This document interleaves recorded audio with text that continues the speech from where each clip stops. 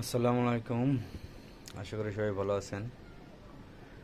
আমার কবুতরের কাছে আজ পুরো 10টা দিন পর আজকে আসলাম। দেখুন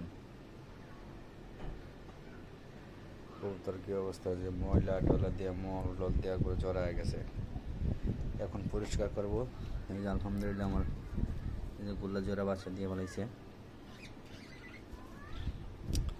আর এইখানে এই যে একটা বাচ্চা আছে, এই যে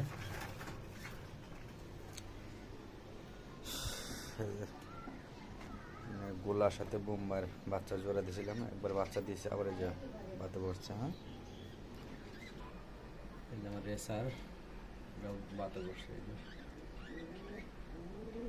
এই যে রেসারের বাচ্চা একদম অরিজিনাল রেসার বোম্বাই। দেখুন আলহামদুলিল্লাহ।